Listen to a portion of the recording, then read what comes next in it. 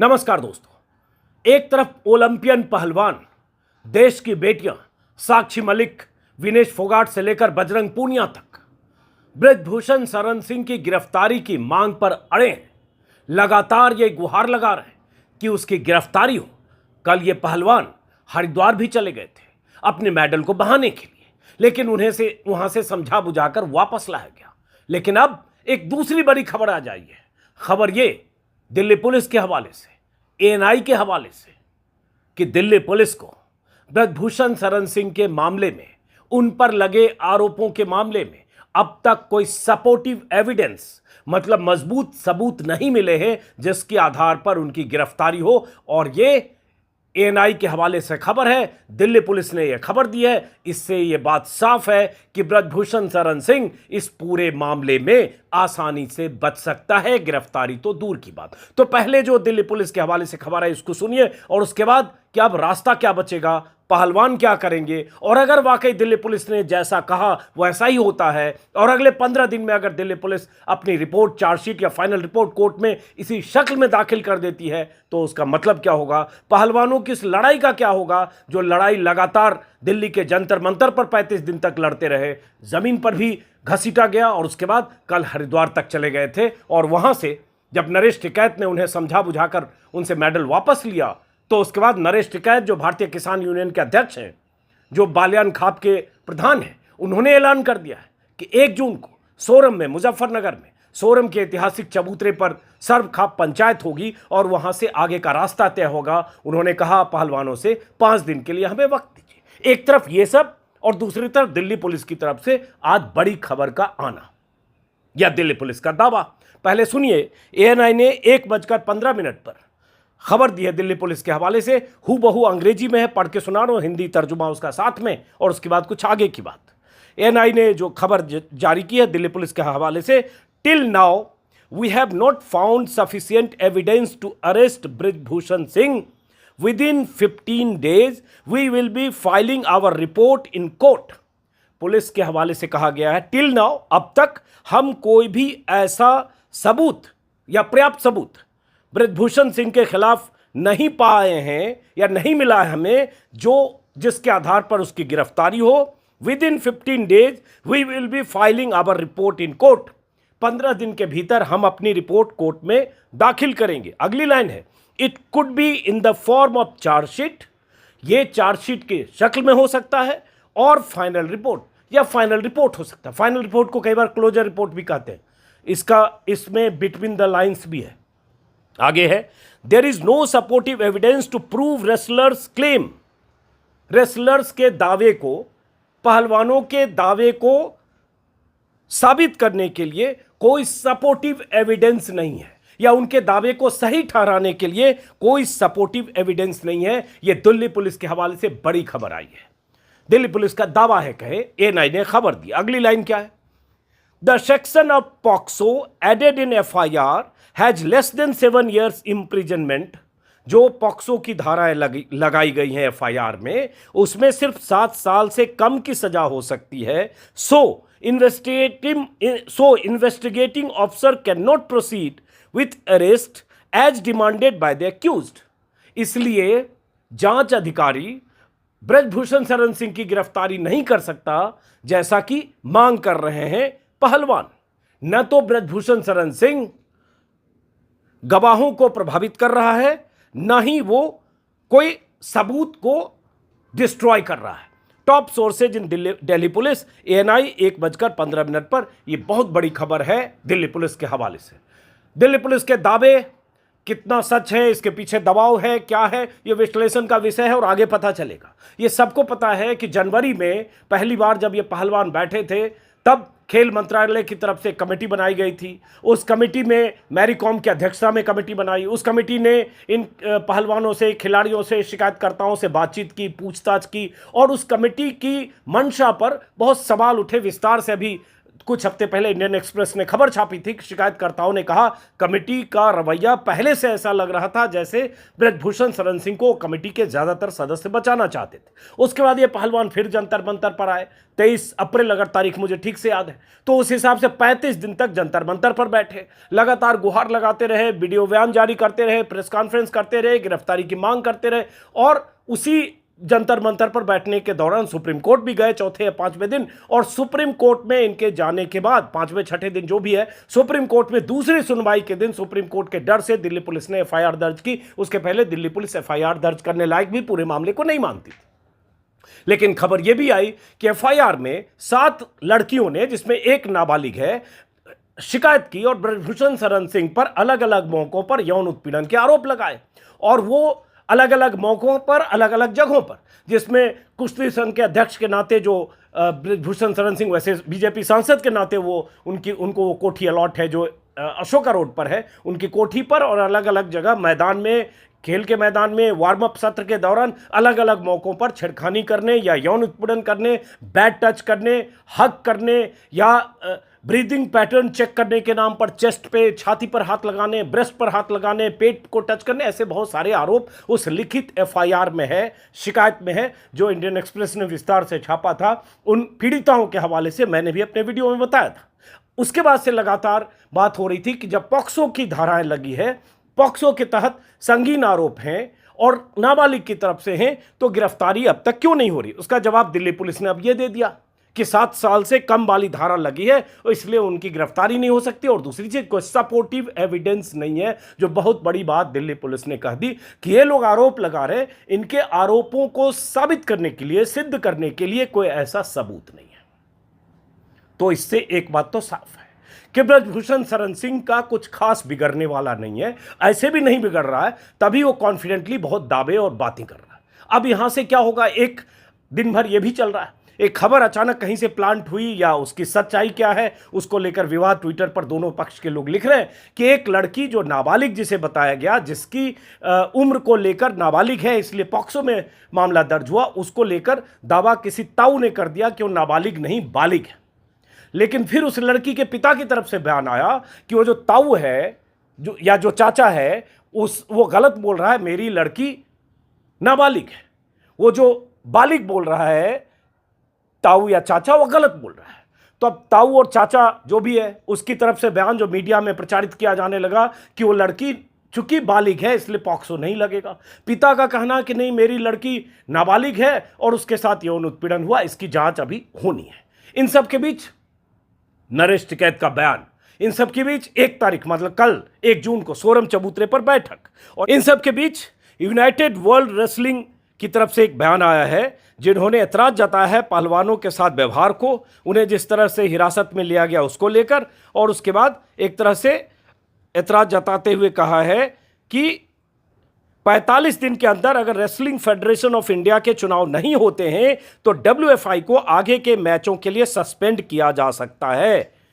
ये एक बड़ी बात है। रेसलिंग फेडरेशन ऑफ इंडिया का चुनाव नहीं होता है तो सस्पेंड किया जा सकता है, ये उनकी तरफ से कहा गया। और ये भी कहा गया कि पहलवानों के साथ हो रहे व्यवहार और उन्हें हिरासत में लिया जाना गलत है। अब तक की जांच पर भी सवाल उठाया है। इसी में यह भी कहा गया है कि उनके ऐतराज के बाद भी एक चिंता हुई कि अब यह मामला बाहर भी जा रहा, लेकिन किसी को कोई फर्क पड़ता है क्या, यह देखने की बात है। और अब दिल्ली पुलिस का यह बयान जिसका मैंने जिक्र किया, अब मैं चाहता हूं कि अब सवाल सामने है कि दिल्ली पुलिस जो कह रही है और पहलवान जो कह रहे हैं, इनके बीच में कहीं सच्चाई है क्या, यह साबित कैसे होगा। और दिल्ली पुलिस के रवैये पर सवाल पहले से है। दिल्ली पुलिस कैसे जांच करती है और कैसे कई मामलों में किसी को फंसाकर अंदर भी कर देती है, कई मामलों में क्लीन चिट देती है, या कोई भी राज्य की पुलिस जैसे करती है वो पता है।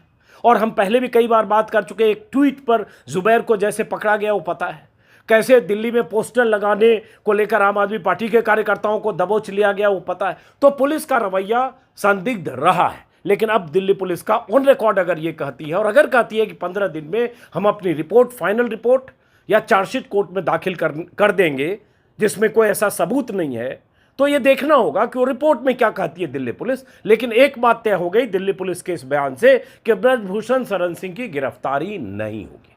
अब बात आती है नरेश टिकैत या उन लोगों का, किसान संगठन जो है किसान यूनियन, उनकी तरफ से भी बहुत सारी चीज़ें, बहुत 3-4 बातें कही गई है। जो संयुक्त किसान मोर्चा है उनकी तरफ से ऐलान किया गया है कि इस लड़ाई को हम आगे बढ़ाएंगे। एसकेएम की मीटिंग होगी 7 जून को।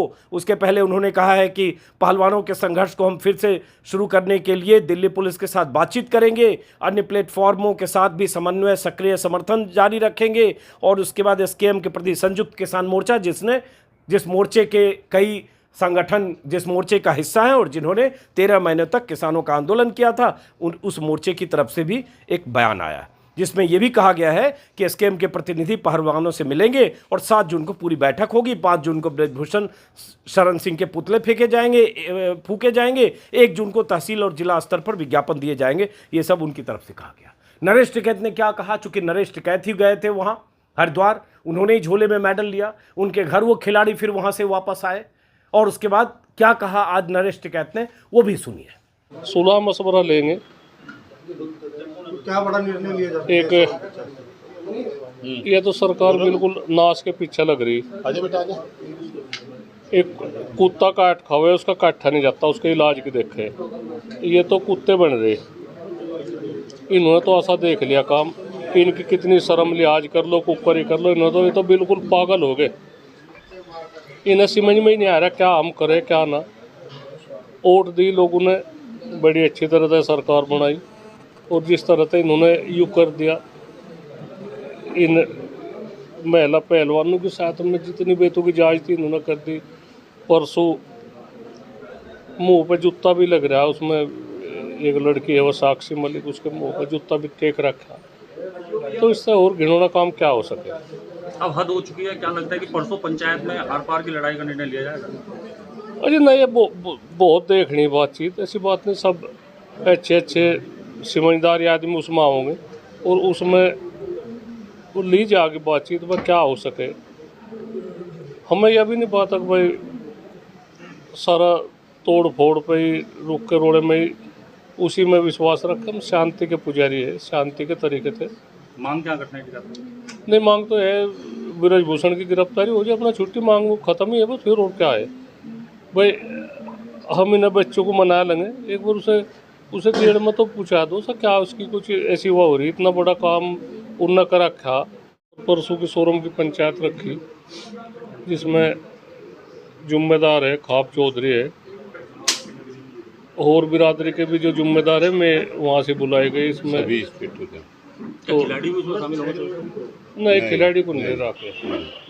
तो सब 5 दिन का समय है, इतने दिन धरने पर बैठे रहे 30 दिन से ऊपर। इन 5 दिनों में ऐसा क्या होगा कि सरकार मांगे मान जाएगी? एक तो है सरकार को भी 5 दिन का समय मिल जा। अगर सरकार चाहा तो इस विवाद खत्म हो सके। ठीक है साहब, जो ये मेडल हैं ये देश की शान होती है। ये गंगा जी में जो वर्षित करने गए थे वहाँ पे अस्थियां वर्षित की जाती है, तो ये जो कितना सही मानते हैं आप? नहीं, एक तो बताओ, ये तो इसे गंभीरता मान रहे, गंभीरता तो ले रहे में जो हमारे पहलवान हैं, तो उन्होंने इस तरह का कदम बड़े दुख में उठा। पीड़ा है उनकी कहीं सुनाई नहीं हो रही। तो एक तो कल जो महापंचायत होगी उसमें क्या ऐलान होता है वो देखना होगा। महापंचायत तो 23 तारीख को भी हुई थी महम में, मैं भी गया था।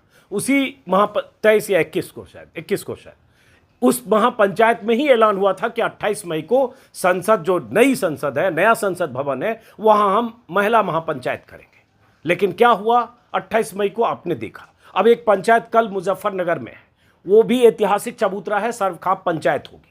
वहां क्या होगा और उस फैसले से सरकार की सेहत पर क्या फर्क पड़ेगा, ये देखने की बात है। लेकिन पहलवान किसी भी सूरत में अभी अपनी मांगों पर अड़े हैं। ब्रजभूषण शरण सिंह की गिरफ्तारी की बात कर रहे हैं। अब देख रहा हूं मीडिया का बड़ा तबका, जिसका जिक्र सुबह के वीडियो में भी बताया था, वो लगातार इन पहलवानों को संदिग्ध बनाने, इनकी मंशा संदिग्ध बनाने, और ये पहलवान जिस ढंग से मेडल गंगा में बहाने चले गए उसको लेकर बहुत सवाल खड़े कर रहे हैं। सुबह के वीडियो में बताया था, लेकिन अब लगातार सुधीर चौधरी ट्रेंड कर रहे हैं ट्विटर पर, क्योंकि सुधीर चौधरी ने ही कल अपने वीडियो में पहलवानों को नसीहत देते हुए कह दिया था कि आप मेडल बहाने की बजाय सरकार को दे दो, और साथ में एक आंकड़ा देते हुए कह दिया था कि किसको कितने पैसे मिले। साक्षी मलिक को 10 करोड़ मिले, बजरंग पूनिया को 6 करोड़ मिले, विनेश फोगाट को 5 करोड़ मिले, रेलवे की नौकरी मिली, सैलरी मिलती है, ये सब छोड़ दें और चुनाव लड़ लें। ये नसीहत दी थी सुधीर चौधरी ने। उसको लेकर बहुत सारे लोग आलोचना कर रहे हैं। ये सुधीर चौधरी, ये देवगन, ये गोस्वामी, ये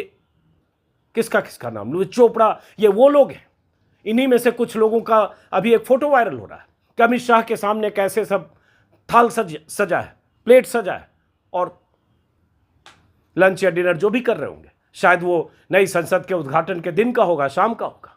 ये लोग जो सरकार के लिए दिन रात सरकार के एजेंडे, सरकार के नैरेटिव के हिसाब से काम करते हैं, वो नसीहत दे रहे हैं कि इन खिलाड़ियों को जो पैसा सरकार से मिला वो पैसा वापस करते हैं, जो इनाम राशि मिली वो वापस कर दे, जो नौकरी मिली उससे इस्तीफा दे दे। अरे भाई, जो सरकार ने पैसा दिया वो टैक्स पेयर का पैसा था, वो किसी की बपौती नहीं है। न मोदी जी ने अपनी जेब से दिया, न सुधीर चौधरी ने अपने अकाउंट से ट्रांसफर किया। टैक्स पेयर का पैसा है, और उस पर हर टैक्स पेयर ने जो देश में जो टैक्स देता है जिस भी फॉर्म में, और हर आदमी हर तरह से टैक्स देता है, आम आदमी से लेकर खास आदमी, इनकम टैक्स 30% के स्लैब वाला तक, उसका पैसा है। ये आप कौन होते तय करने वाले कि वो पैसा वापस कर दें और ये कर दें वो कर दें। चूंकि आप चाहते हैं कि उनको किसी भी ढंग से डिस्क्रेडिट करें, तो ये मुहिम एक समानांतर चल रही है। उस मुहिम के खिलाफ हजारों लोग सुधीर चौधरी या चोपड़ा जैसे लोगों की लानत मलामत भी कर रहे हैं, क्योंकि इनका काम ही यही है, इनको यही करना है। कुछ भी हो जाए, इन्हें सरकार के साथ खड़े रहना है। सुबह भी मैंने कहा, और कवर फायर देना है सरकार को। ये लोग कर रहे हैं। एक वीडियो भी सुबह वायरल हुआ, देर रात दरअसल, वो मैंने वीडियो सुबह के वीडियो में बताया कि कैसे मीनाक्षी लेखी जो केंद्रीय मंत्री हैं, केंद्रीय राज्य मंत्री विदेश मंत्रालय में, कैसे उनसे एक पत्रकार, एक रिपोर्टर सवाल पूछ रही है, पहलवानों से जुड़े सवाल, और वो कैसे भाग रही है मिल्खा सिंह की तरह, भागम भाग। सुबह के वीडियो मैंने दिखाया था, 1.5 मिनट का वीडियो है, और भागते हुए इतनी तेजी से दौड़ रही हैं जैसे किसी दौड़ वाली प्रतियोगिता में शामिल हो और जाकर गाड़ी में बैठती है। ये तो स्थिति मंत्रियों की है जो बोलने की कोशिश नहीं करते हैं, या चुप है, या भाग रहे हैं, सवालों से भाग रहे हैं, क्योंकि उन्हें लगता है कुछ भी बोलेंगे तो उसका असर क्या होगा। पक्ष में तो बोल नहीं सकते, विपक्ष में बोलने से परहेज कर रहे हैं। लेकिन ये बेशर्म लोग, ये टेलीविजन के चेहरे, ये एंकर, ये सब लोग, ये सरकार के लिए मुनादी करने वाले लोग, ये बेशर्मी का चोला कब का उतार चुके हैं। जो काम सरकार के मंत्री नहीं कर पाते हैं, जहां उन्हें भी शर्म आती है या उनकी मोटी चमड़ी भी उन्हें रोकती है बयान देने से, वहां भी ये सब लोग कूद पड़ते हैं। और उसके बाद सरकार के बचाव में, और जो सरकार की आलोचना करता है उसके खिलाफ, उसको डिस्क्रेडिट करने के लिए, उसे संदिग्ध बनाने के लिए, उसकी मंशा पर सवाल उठाने के लिए कूद पड़ते हैं। तो ये कूदे हुए हैं। लेकिन अब इससे जनमानस पर क्या फर्क पड़ेगा, हमें इंतजार करना पड़ेगा। उसके बाद मैं देख रहा हूं बहुत सारे लोगों के जो बयान आ रहे हैं ट्विटर पर, लगातार बयान और सवाल, उन सवालों के साथ अब ये दिल्ली पुलिस का जो ताज़ा ट्वीट है, एएनआई ने ट्वीट किया, दिल्ली पुलिस का जो ताज़ा बयान है, उसके आधार पर देखते हैं कि आगे आने वाले समय में पहलवानों का रुख क्या होता है, उनकी तरफ से जवाब क्या आता है, और जो एक नई कंट्रोवर्सी बालिग और नाबालिग की चल रही है। इसमें ब्रजभूषण शरण सिंह ने भी एएनआई को ही बयान दिया। एएनआई सबकी प्रिय एजेंसी है। उसने कहा है कि मैंने कहा था अगर एक भी आरोप मेरे ऊपर साबित हो जाएगा मैं स्वयं फांसी पर लटक जाऊंगा। आज भी उसी बात पर कायम हूँ। 4 महीने हो गए मेरी फांसी चाहते हैं, लेकिन सरकार मुझे फांसी नहीं दे रही है। तो वो अपना मेडल लेकर गंगा में बहाने जा रहे हैं। मुझ पर आरोप लगाने वालों, गंगा में मेडल बहाने से ब्रजभूषण को फांसी नहीं मिलेगी। तुम्हारे पास सबूत है तो न्यायालय में जाओ, न्यायालय मुझे फांसी देगा, मुझे वो स्वीकार है। ये बाराबंकी में कहा, शायद कल का है, कब का है पता नहीं, ट्विटर पर भी देखा। तो वो बयान लगातार ब्रजभूषण शरण सिंह दे रहा है। ब्रजभूषण शरण सिंह को पता है कि उसकी गिरफ्तारी नहीं होगी, उसकी बहुत सारी वजह हो सकती है। एक बड़ी वजह बीजेपी का वो सांसद, जिस सांसद से बीजेपी को बहुत कुछ हासिल होगा 2024 के चुनाव में। बहुत अहम है ब्रजभूषण शरण सिंह का बीजेपी के साथ होना, 5, 7, 10 सीटों पर असर, जिसको वीडियो में मैं बार बार कह चुका हूं। फिलहाल अब इस वीडियो को यही खत्म करते हैं। दिल्ली पुलिस के इस बयान से पुलिस का रवैया तो पता चल गया। अब पुलिस के पास क्या सबूत है, नहीं है। जो पुलिस का दावा है, उस दावे का काउंटर पहलवानों के पास क्या है, ये जानने के लिए हमें पहलवानों की प्रतिक्रिया का इंतजार रहेगा। फिलहाल इस वीडियो को खत्म करते हैं, फिर मुलाकात होगी। नमस्कार।